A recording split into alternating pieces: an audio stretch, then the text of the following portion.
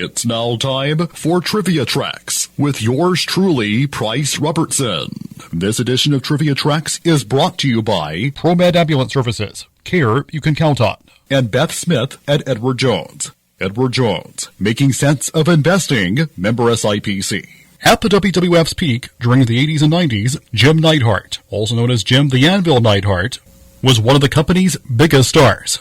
He was a two-time WWF Tag Team Champion with his real-life brother-in-law, Bret Hart, in the Hart Foundation. James Henry Neidhart was born in Montebello, California on February 8, 1955.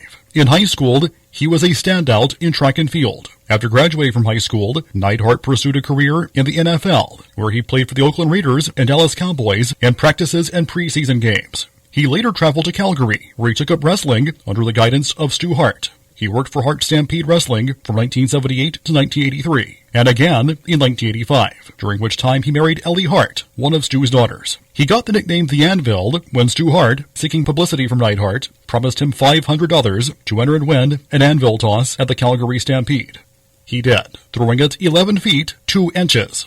Neidhart had earlier been nicknamed The Animal. He worked in other promotions during this period also, including Georgia Championship Wrestling, New Japan Pro Wrestling, and Germany's Catch Wrestling Association. Later in 1985, he joined WWF as Stu Hart sold Stampede Wrestling to Vince McMahon, with Neidhart and Bret Hart included in the deal.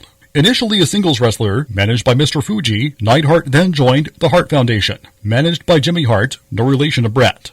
They made their pay-per-view debut at WrestleMania 2, where they were the last two eliminated from a 20-man battle royal by Andre the Giant. In 1987, the Hart Foundation won their first WWF World Tag Team Championship from the British Bulldogs, with the help of referee Danny Davis, who was continually distracted by checking on Dynamite Kid, allowing the challengers to double-team Davey Boy Smith. Davis subsequently joined up with the Hart Foundation. The team went on to feud with other wrestlers under Jimmy Hart's tutelage, including the fabulous Rougeau brothers. Jim Neidhart usually wrestled in pink attire. With that, the Hart Foundation was nicknamed the Pink and Black Attack, popularizing the Heart Attack finishing maneuver. In 1989, both Hart Foundation members began wrestling singles matches at house shows, but reunited in 1990. In November 1991, Jim Neidhart became part of the new foundation, teaming up with Bret's younger brother Owen. He was fired from WWF in February 1992 after refusing to take a drug test and throwing a TV monitor backstage. He then worked in the independent circuit, returned to WWF off and on, and briefly worked in WCW. He largely retired from the ring after that, but continued to make sporadic appearances in independent shows. He wrestled his last match in March 2016, teaming up with Coco Beware and Frankie the Pizza Guy as he defeated Nikolai Volkov,